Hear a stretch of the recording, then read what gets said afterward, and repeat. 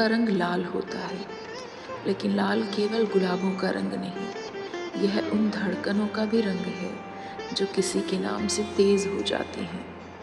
यह उस प्रतीक्षा का रंग है जो घड़ी की सुइयों में नहीं, दिल की बेचैनी में मापी जाती है। लाल इश्क केवल सुकून नहीं देता, यह हमें भीतर तक जीवित कर देता है, क्योंकि कुछ रंग आँखों से नहीं, दिल से दिखाई देते हैं।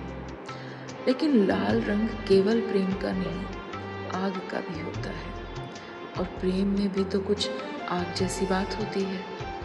वह हमें बदलता है, हमारी जिद, हमारे अहंकार, हमारी पुरानी धारणाओं को धीरे धीरे पिघला देता है। सच्चा प्रेम हमें किसी और में नहीं बदलता, वह हमें हमारे बेहतर रूप से मिलाता है, क्योंकि प्रेम का उद्देश्य केवल साथ पाना नहीं, भीतर एक नई रोशनी जगाना भी है।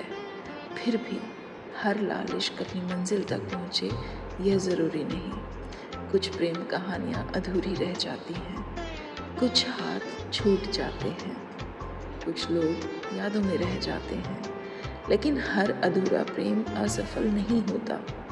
कुछ लोग हमारे जीवन में रहने नहीं, हमें समझाने आते हैं। वो हमें सिखा जाते हैं कि दिल कितना गहरा महसूस कर सकता है, और प्रेम केवल पाने का नाम नहीं है। कई बार बिछड़ना भी प्रेम का एक रूप होता है, क्योंकि हर बिछड़ना हार नहीं होता, कुछ बिछड़ने ज्ञान बन जाती हैं। और फिर एक ऐसा समय आता है जब प्रेम शब्दों से भी आगे निकल जाता है। वह बड़े बड़े वादों में नहीं, छोटी छोटी चिंताओं में दिखाई देता है। घर पहुंचकर बताना, खाना खा लिया, थक गए हो क्या? कई बार प्रेम बोलता नहीं, बस मौजूद रहता है। वह किसी की खामोशी को समझ लेने में, बिना कहे साथ खड़ा रहने में, और बिना मांगे दुआ करने में दिखाई देता है। सबसे गहरे प्रेम का शोर नहीं, एहसास सुनाई देता है।